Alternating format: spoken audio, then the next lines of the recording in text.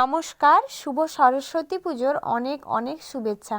আমাদের সকলের বড় হয়ে ওঠার পেছনে সরস্বতী পুজো যেন ওতপ্রোতভাবে জড়িয়ে রয়েছে। বাগদেবীর আরাধনা, উৎসব, আনন্দ, বাড়িতে, স্কুলে, পাড়ার ক্লাবে বসন্ত উৎসবের কত স্মৃতি রয়েছে যা বলে শেষ করা সম্ভব নয়। এ এক অন্যরকম ভালোবাসা।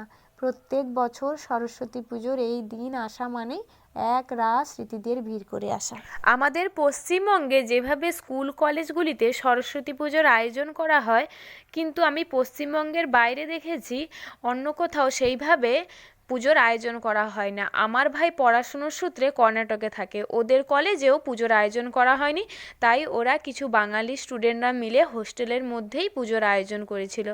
তো খুব সুন্দরভাবে সাজিয়ে, খুব সুন্দরভাবে ওরা পুজোর আয়োজন করেছে।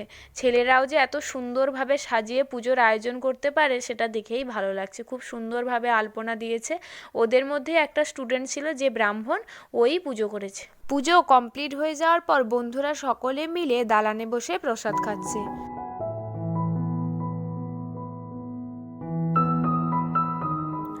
এই যে ভাইয়ের এই বন্ধুটি ব্রাহ্মণ, এই পুজো করেছিল।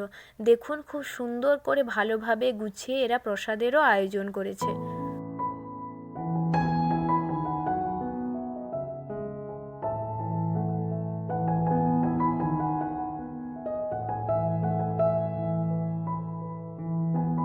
সব শেষে ব্রাহ্মণের ষষ্ঠাঙ্গ প্রণাম।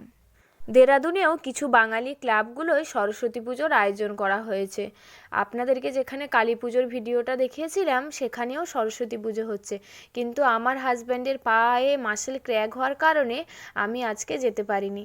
আর সরস্বতী পুজো যেহেতু, তাই বাড়িতেও নিরামিষ খাওয়া দাওয়ার আয়োজন করেছি। এইবারে তো রবিবার সোমবার 2 দিনই সরস্বতী পুজো পড়েছে। আপনারা কোন দিন পুজোয় অঞ্জলি দিচ্ছেন সেটা অবশ্যই কমেন্ট করে জানাবেন। আজ আমি রান্না করেছি ভাত, বেগুন ভাজা আর পাহাড়ি পালংয়ের তরকারি আর ভেজ ডাল। তো পাহাড়ি পালং যেটা হয় সেটা আমাদের ওখানে যে পালং শাকটা পাওয়া যায় তার থেকে সম্পূর্ণ আলাদা হয় আর খেতেও বেশ সুস্বাদু হয়।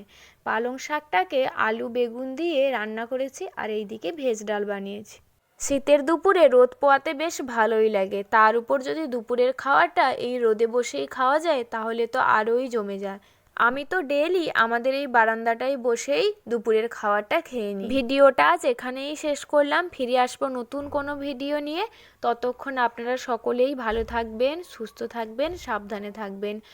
আর ভিডিওটি যদি ভালো লেগে থাকে like, comment, share and subscribe করে পাশে থাকবেন। সাবস্ক্রাইব করার সময় অবশ্যই পাশে থাকা বেল আইকনটি ক্লিক করবেন যাতে আমার পোস্ট করা সমস্ত ভিডিও আপনার কাছে সবার আগে পৌঁছে যায়। ফেসবুক থেকে দেখে থাকলে পেজটি অবশ্যই ফলো করবেন। সম্পূর্ণ ভিডিওটি দেখার জন্য আপনাদের সকলকে জানাই অসংখ্য অসংখ্য ধন্যবাদ।